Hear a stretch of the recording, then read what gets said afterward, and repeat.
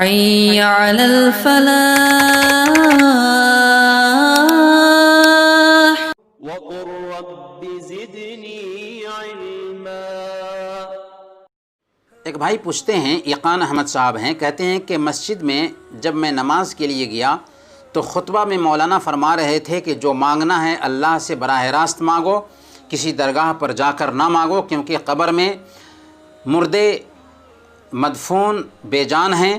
لیکن میں کہتا ہوں کہ درگاہ پر کوئی جا کر کے ان سے مانگتا نہیں ہے، بلکہ اولیاء کو سفارشی بناتا ہے، کیونکہ وہ اللہ کے ولی ہیں۔ کیا میں صحیح کہتا ہوں؟ دیکھیں، امام صاحب نے بالکل صحیح کہا اور آپ غلط فہمی کے شکار ہیں۔ آپ تو ہر نماز میں سورہ فاتحہ کے اندر یہ پڑھتے ہی ہوں گے، ایاک نعبد و ایاک نستعین۔ اس کا کیا مطلب ہوتا ہے؟ اس کا معنی ہوتا ہے کہ ہم صرف تیری ہی عبادت کرتے ہیں اور تجھ ہی سے مدد طلب کرتے ہیں۔ گویا کہ عبادت صرف ایک اللہ کی اور اطاعت صرف رسول اللہ کی اور مدد طلب کرنا بھی صرف اللہ رب العالمین سے۔ عبادت کیا ہے؟ نماز، روزہ، حج اور زکوٰۃ ہی عبادت نہیں، بلکہ دعا بھی عبادت ہے، قربانی بھی عبادت ہے، نذر و نیاز بھی عبادت ہے، اور یہ ساری عبادتیں صرف اللہ کے لیے خاص ہونی چاہیے۔ یہی بات کلمہ طیبہ لا الہ الا اللہ میں بتائی گئی ہے۔ اللہ کے علاوہ کوئی معبود برحق نہیں، یعنی صرف ایک اللہ کی عبادت ہوگی۔ لہذا عبادت کا کوئی بھی کام اگر اللہ کے علاوہ کسی اور کے لیے کرتے ہیں تو یہی شرک ہے۔ اسلام میں اس بات کی گنجائش ضرور رکھی گئی ہے کہ آپ کسی نیک آدمی سے دعا کریں جو زندہ ہو۔ اللہ رب العالمین اس دعا کی برکت سے اللہ رب العالمین آپ کی مراد پوری کر دے گا۔ اسی طریقے سے کسی نیک عمل کا واسطہ دے کر اللہ رب العالمین سے مانگے، اللہ رب العالمین دعا قبول فرمائے گا۔ اسی طریقے سے اللہ تعالیٰ کے اسماء و صفات کے ذریعہ اللہ تعالیٰ سے دعا کریں، اللہ رب العالمین دعا کو سنے گا۔ لیکن جو مر چکا ہے، اس کے اندر سننے کی صلاحیت نہیں رہی، قبر میں مردے سنتے نہیں ہیں، یہ بات میں نہیں کہتا، بلکہ اللہ پاک نے قرآن کریم میں 2 جگہ صراحت کے ساتھ میں بیان کیا ہے۔ سورہ فاطر آیت نمبر 22، وما انت بمسمع من فی القبور، کہ آپ ان لوگوں کو نہیں سنا سکتے جو قبروں میں مدفون ہیں۔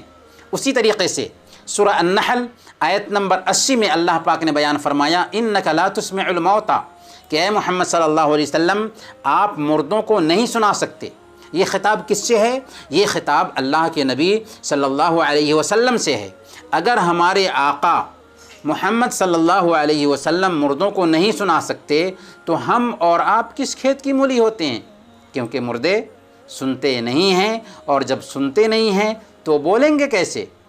پھر آپ نے سفارشی بنانے کی جو بات کہی ہے کہ ہم تو اولیاء کو سفارشی بناتے ہیں، ہم مردے سے مانگتے نہیں، تو یاد رکھیں کہ اولیاء اللہ کے ولی ہیں، لیکن وہ سنتے نہیں ہیں، اور جب سنتے نہیں ہیں تو سنانا کن کو؟ دوسری بات یہ ہے کہ جب اللہ تک پہنچنے کے لیے کسی واسطے کی ضرورت نہیں ہے تو پھر ہم اولیاء کو واسطہ بنائیں کیوں؟ خود اللہ کہتا ہے، نحن اقرب الیہ من حبل الورید، کہ ہم انسان کی شہرگ سے بھی زیادہ قریب ہیں۔ آپ بند کمرے میں ہیں، ہاتھ اٹھاتے ہیں، اللہ تعالیٰ آپ کی بات سنتا ہے۔ اللہ سے مانگنا ہے، ڈائریکٹ اللہ سے مانگنا ہے۔ اور اللہ تعالیٰ فرماتا ہے، وَإِذَا سَأَلَكَ عِبَادِي عَنِّي فَإِنِّي قَرِيب، کہ اے محمد صلی اللہ علیہ وسلم جب میرے بندے میرے بارے میں آپ سے پوچھیں تو بتا دیجئے کہ میں قریب ہوں۔ اس لیے اللہ کی ذات کو ہم بادشاہوں اور رعایا پر قیاس نہیں کر سکتے، کہ جس طرح بادشاہ کے پاس پہنچنے کے لیے واسطہ کی ضرورت ہوتی ہے، اسی طرح اللہ تک پہنچنے کے لیے واسطے کی ضرورت محسوس ہو۔ چونکہ بادشاہ تک پہنچنے کے لیے واسطہ کی ضرورت کیوں ہوتی ہے؟ اس لیے کہ آپ کے بارے میں بادشاہ کو معلومات نہیں ہوتی، اس لیے آپ واسطہ اختیار کرتے ہیں تاکہ بادشاہ تک پہنچ سکے۔ لیکن اللہ تعالیٰ آپ کو پوری طرح جان رہا ہے، آپ کی باتیں سن رہا ہے، آپ کو دیکھ رہا ہے، آپ کی نگرانی کر رہا ہے اور آپ کی ایک ایک حرکت سے آگاہ ہے۔ اب ہمیں کسی واسطے کی کیا ضرورت پڑی؟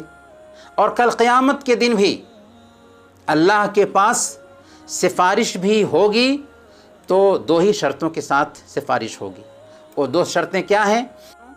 إِلَّا مَنْ أَذِنَ لَهُ الرَّحْمَنُ وَرَضِيَ لَهُ قَوْلًا، سورہ طٰہٰ آیت نمبر 109 میں اللہ پاک نے دو شرطیں بیان کر دی سفارش کی کہ جس سے اللہ رب العالمین راضی ہو، یعنی اس کے عمل سے راضی ہو، اسی طریقے سے سفارش کرنے کی اجازت بھی دے دے۔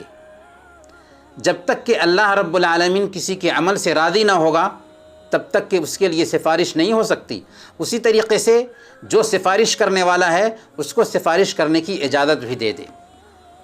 یہ تو ایک رہا۔ پھر اللہ کے نبی صلی اللہ علیہ وسلم کے زمانہ میں بھی مکہ کے جو کفار تھے ان کا عقیدہ کیا تھا؟ وہ مانتے تھے کہ اللہ تعالیٰ ہی پیدا کرنے والا ہے، اللہ تعالیٰ ہی مارنے والا ہے، اللہ تعالیٰ ہی کائنات پر حکومت کرتا ہے، اللہ تعالیٰ ہی روزی دیتا ہے۔ پھر ان کی غلطی کیا تھی؟ کیوں ان کو کافر بنایا گیا؟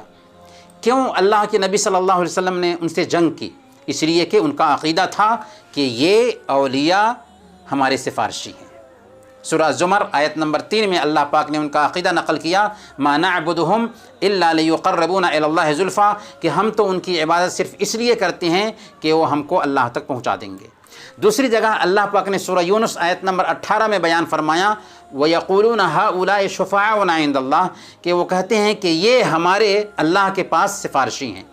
خلاصہ یہ کہ اللہ تعالیٰ ہی نفع اور نقصان کا مالک ہے، کوئی بھی اللہ کے پاس سفارشی نہیں، کوئی بھی اللہ کے پاس ہمارے کام نہیں آ سکتا، یہاں تک کہ اللہ کے نبی صلی اللہ علیہ وسلم جن سے بہتر انسان اس دنیا میں پیدا نہ ہوا اور نہ ہی قیامت کے دن تک پیدا ہو سکتا ہے، اپنی بیٹی سے کہتے ہیں کہ بیٹی دنیا میں تجھے جو کچھ بھی مانگنا ہے مانگ لے، کل قیامت کے دن میں تمہارے کچھ کام نہیں آ سکوں گا۔ اس لیے اللہ تک پہنچنے کے لیے کسی واسطے کی ضرورت نہیں، اللہ تعالیٰ ہی مشکل کشا ہے، وہی حاجت روا ہے، وہی غوث اعظم ہے۔ اس لیے درگاہوں پر جا کر ان سے مانگنا، ان کو وسیلہ بنانا اور یہ سمجھنا کہ وہاں پر ہماری دعا قبول ہوگی، یہ شرک ہے یا شرک کا وسیلہ ہے۔ اللہ تعالی ہم سب کو توحید پر قائم رکھے اور شرک سے بچائے، آمین۔ وصلی اللہ علی نبینا محمد وعلی آلہ وصحبہ اجمعین۔